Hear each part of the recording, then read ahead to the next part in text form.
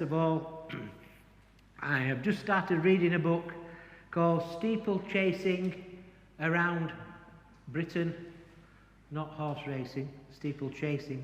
It's about churches, by a chap called Peter Ross. And this is by way of introduction to my little speak about the Spire and the Refectory Fund. In William Golding's 1964 novel, The Spire, a vertigo-inducing account of the construction of a cathedral on shallow foundations, one character observes that life itself is a rickety building.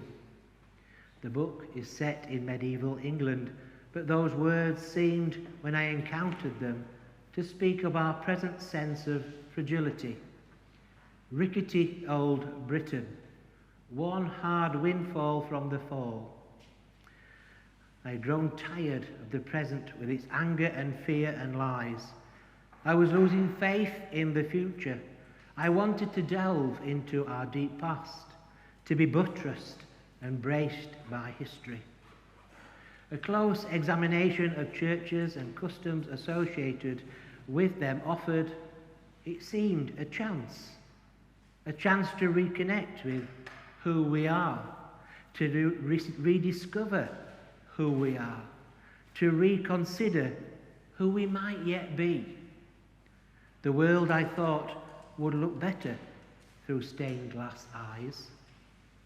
Churches are all around us. They remain landmarks in our towns, villages and cities, even as their influence and authority has waned. A map of churches is a treasure map. They contain art and architectural wonders and might be regarded as a great hoard scattered like a handful of jewels across these aisles. People once loved and feared churches as they once loved and feared God. Now often they fear them, fear that they will fall down, fear that they will be converted into offices or flats. Do they still love them? They should. Even if you only attend church for marriages, baptisms and funerals, isn't that enough? There are those among the most important times of our lives, moments when we speak most deeply of ourselves, our love, our hope, our sadness. Churches hold within them Britain's history, national and personal. And this phrase I will leave you with. The smell that they have is not just damp and dust. It is faith and time. So when you came in this morning to church and your first big breath was of faith and time, hopefully, not damp and dust. A wonderful book, and I'm really enjoying reading it. I commend it to you. Peter Ross, Chasing Steeples. And it is with those words in mind that I draw your attention to this letter that I've written on behalf of the PCC and our fundraising group, because we are now at the stage where we need to reach out to our friends before me, but also our friends and people in the village. You've been given, not by accident, 2 sheets of paper today.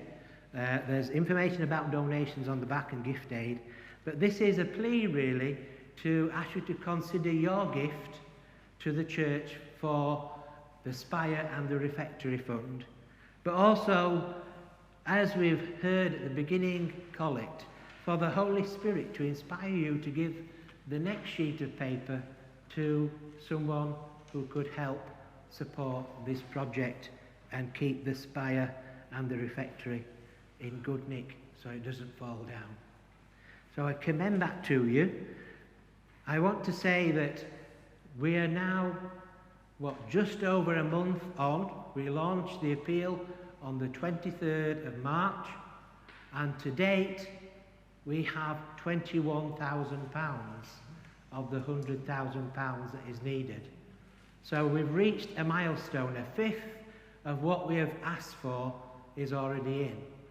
So in a sense, it's over to you for the next bit of momentum. So please do think, and please do consider prayerfully your gift to the church at this time, as we want to be part of that fabric of faith and time rather than damp and dust, don't we really? So I commend this letter to you and hope that the Holy Spirit then prompts you, as he did Philip in the encounter in Acts, to go on and do great things. Thank you very much.